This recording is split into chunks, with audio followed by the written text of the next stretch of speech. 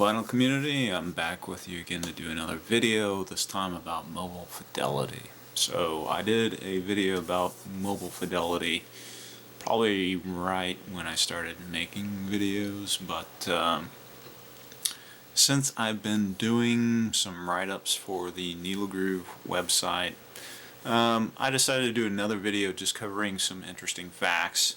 And the first one that I wanted to cover are mobile fidelity issues that are not mobile fidelity.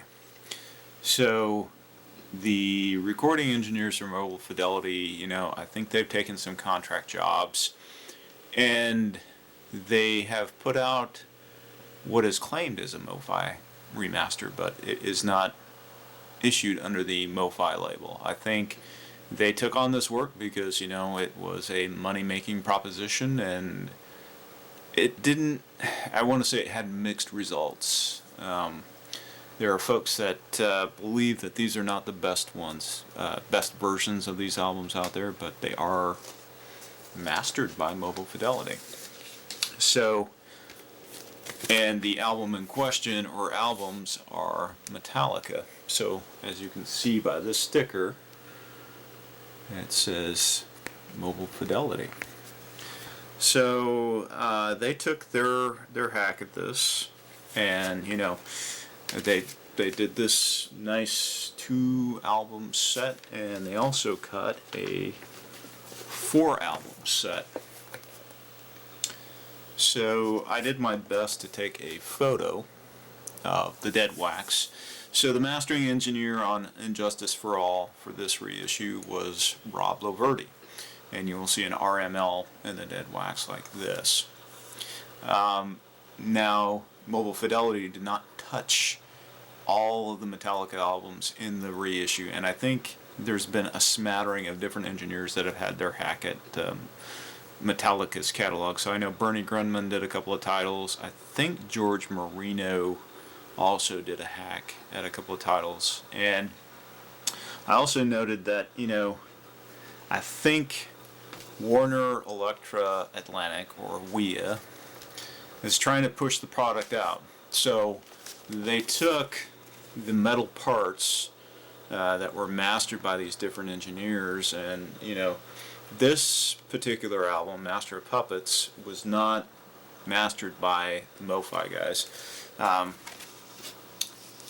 do have the original Obi type strip here. But what is fascinating is they took the masters, metal masters, and this was originally done at RTI. So it was plated at RTI, and I think they just shipped the metal parts to the Czech Republic and had it pressed up by GZ Vinyl, because it has the GZ Vinyl inscriptions, and they kind of look like what this looks like here. So in the case of the Metallica reissues, it was more of WEA, Warner Electra Atlantic, as a conglomerate, trying to push these guys out to the market as quickly as they possibly could. And Mofi just happened to be the contractors on a couple of the albums. So I know they did Ride the Lightning, they did Injustice for All, which I just had shown, and they did Kill 'Em All. I think they've only done 3 titles, and Rob Loverty did 2 of them, and the other Mofi engineer that touched Kill 'Em All was Sean Britton. So again, if you look at the internet and you look at fans' response to these 45 RPMs, it's kind of a mixed bag. I personally think they sound great. It's heavy metal. I mean, it's not a jazz album per se. Now, the other thing that I do want to mention is there are Mofi editions that are not available on the US market. So this just happens to be a Super Audio CD set. So this is a Dead Can Dance box, Super Audio CD, and this was only available in Japan.